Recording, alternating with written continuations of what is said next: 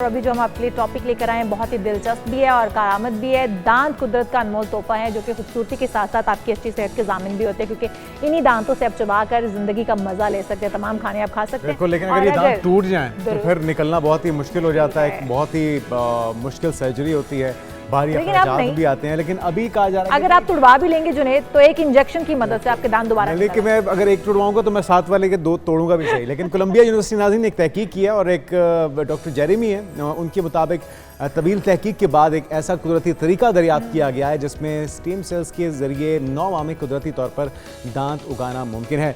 Stem cells है कितना कारामत साबित होता है। सलीमा मांझी साहबा से जान लेते हैं। हमारे साथ डॉक्टर सलीमा मांझी मौजूद हैं, डेंटिस्ट हैं। वेलकम टू शो कहेंगे डॉक्टर सलीमा आपको। डॉक्टर सलीमा, क्या वाकई मुमकिन है और ये स्टेम सेल्स क्या होते हैं, किस तरह से दांत दोबारा से उगाना मुमकिन है और क्या एक इंजेक्शन से दांत वाकई उगाया जा सकता है? अस्सलाम वालेकुम, thank you for inviting me on the show. सबसे पहले तो मैं बताऊं कि 2021 में जो ताकाहाशी करके एक रिसर्चर है, उसने 2021 में जब ये रिसर्च बताई कि हमारे ही बॉडी के अंदर एक पर्टिकुलरली प्रोटीन होता है जिसे हम USAG कहते हैं 1, वो होता क्या एक्चुअली, वो BMG जो कि बोन मॉर्फोजेनेटिक प्रोटीन होता है, उसी को रोकता है। अब 25 साल के जब आप हो जाते हैं तो वो क्या करता है कि उसको इनहिबिट करता है, रोक लेता है। तो आपके सारे आगे जो भी उम्र में दांत होते हैं 26 ऑनवर्ड्स वो बनते नहीं है, वहां पे रुक जाते हैं। क्योंकि आपने देखा है कि बच्चों के अंदर 6 माह से 6 साल तक के दांत होते हैं जो प्राइमरी होते हैं, फिर उसकी मिक्स डेंटेशन होती है जो कि 6 साल से 12 साल तक का होता है, और फिर उसके परमानेंट आते हैं जो कि ऑलमोस्ट 13 साल से और 25 साल पे खत्म हो जाते हैं। अब ये जो आपने सवाल पूछा, ये लोगों के बहुत दिमाग में सवाल है कि ऐसा होता है कि नहीं। बिल्कुल ऐसा होता है, बट इसका मैं कुछ ये भी चीज बताती जाऊंगी कि ये अभी तक इन रिसर्च है। अब क्योंकि इन्होंने जब ताकाहाशी जो कि एक यूनिवर्सिटी ऑफ कोयोटो और फुक्यो के अंदर इन्होंने जब यूनिवर्सिटी के अंदर ही रिसर्च की, तो देखा कि जी पर्टिकुलरली वुमेन के अंदर खुद एक प्रोटीन है जो कि आगे जाकर उसे 25 साल में रोक देता है उसकी टूथ की डेवलपमेंट को। अब उसको कैसे रोका जाए?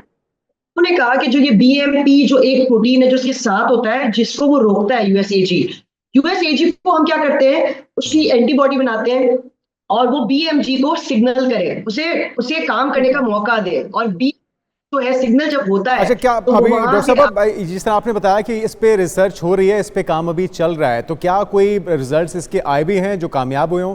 और क्या पाकिस्तान में भी इस पर काम हो रहा है, कोई इस तरह के एक्सपेरिमेंट किए जा रहे हैं?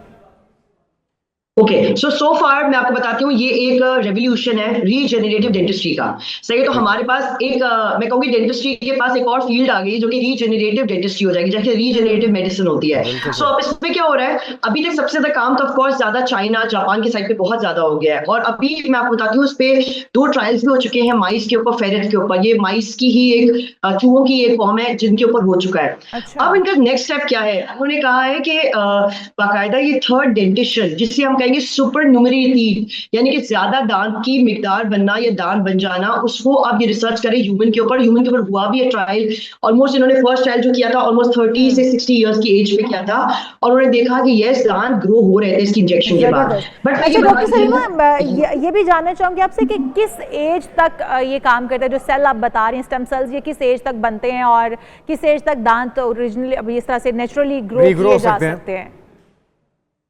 ओके, सो अभी तक तो रिसर्चर्स भी इस पे काम कर रहे हैं कि वो देख रहे हैं कि कॉन्जेनाइटल जो ऐसे कोई एबनॉर्मेलिटीज होती है बचपन में, बच्चों के दांत नहीं आते, आपने देखा है बहुत सारे, या बहुत सारे लोगों को कैंसर हो जाते हैं जिसकी वजह से वो दांत लॉस कर जाते हैं, या बहुत सारे पेशेंट्स को रूमेटॉइड आर्थराइटिस होता है, उनके लिए तो ये बहुत मुफीद है। कॉन्जेनाइटल इशूज हो, एबनॉर्मेलिटी हो बचपन से, ये सब कुछ। लेकिन एज की जब बात करते हैं तो अब तक वो उस चीज के बारे में देख रहे हैं कि कौन सी एज पे लगाया जाए कि ये एक्टिव हो जाए। तो साइंटिफिकली उन्होंने ये बताई, ये बात जो कि बहुत जस्टिफाई करती है कि जब दांतों के अंदर डेंटल लेमिना बनता है, हमारा एक बर्ड होता है, जैसे फूलों का एक बर्ड होता है ना, कली होती है, इसमें दांतों के अंदर भी एक कली होती है, उसकी दांत की एक बर्ड होती है जिसे हम टूथ बर्ड कहते हैं।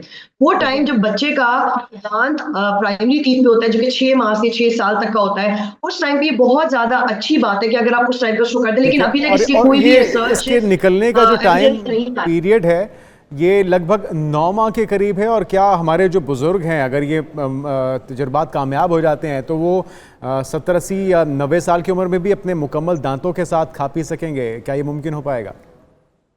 सो everything has their safety side effects as well. So अभी यही रिसर्चर्स ये देख रहे हैं कि अगर फॉर एग्जांपल हम इतनी लेटर एज में डालते हैं तो ऐसा तो नहीं कि वो बर्ड जो है, जो मैं बात कर रही हूँ ग्रोथ बर्ड की, वो ही वहां से खत्म हो जाए।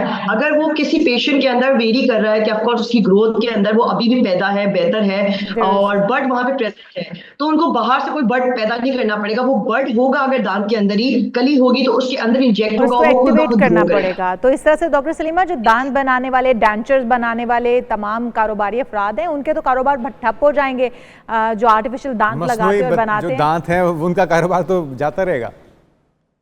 नहीं, I don't believe this idea. I think this is promising research और मुझे लगता है इससे हमारा रोल और बढ़ जाएगा। Reason being stem cell is a revolution regenerative dentistry. तो मुझे लगता है कि इसमें हमारे लिए और मजीद अच्छी चीज हो जाएगी कि हम लोगों को लॉन्जिटिविटी, लंबे टाइम तक का एक ट्रीटमेंट दे सकेंगे। So I think it's a addition of role rather than कि डेंटिस्ट्री बिल्कुल खत्म हो जाएगी। I don't think so. अच्छा डॉक्टर साहब, एक और चीज़ भी है कि बच्चों के दांत अपने का ज़्यादा आ जाते हैं बचपन में, जो तकरीबन 6 साल की एज तक के जो दांत आने होते हैं, 6 से 12 साल की एज में जो दूध के दांत उनके गिरते हैं, वो एक दांत की जगह दो दांत भी आ जाते हैं। तो इनको क्या रोका जा सकता है, मुमकिन है? ये भी थोड़ा सा बता दीजिएगा।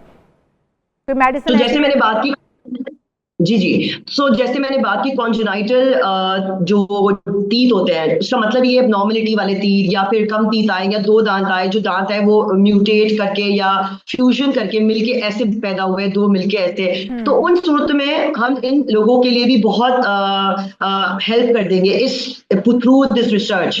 सो होगा ये कि क्योंकि हमें पता होगा कि हमें इंजेक्ट कहाँ करना है, तो जहाँ पे डबल टीथ है या ऐसी वाली कंडीशन है, जेमिनेशन है, तो उन टीथ के अंदर हम इंजेक्शन कम करेंगे और जहां पे बहुत ज्यादा डिप्राइव्ड जगह है उधर वहां पे इंजेक्शन ज्यादा हो जाएगी।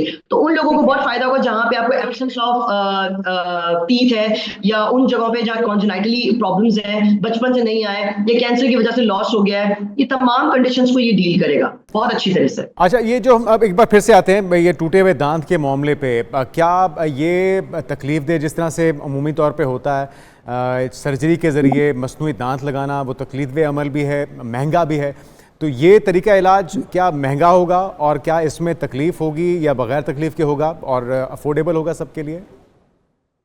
सो 2030 में हम एक्सपेक्ट कर रहे हैं कि ये आ जाएगा, ट्रीटमेंट अवेलेबल हो जाएगा मार्केट में, और पाकिस्तान में आते आते मुझे लगता है मजीद और भी टाइम शायद लग जाए।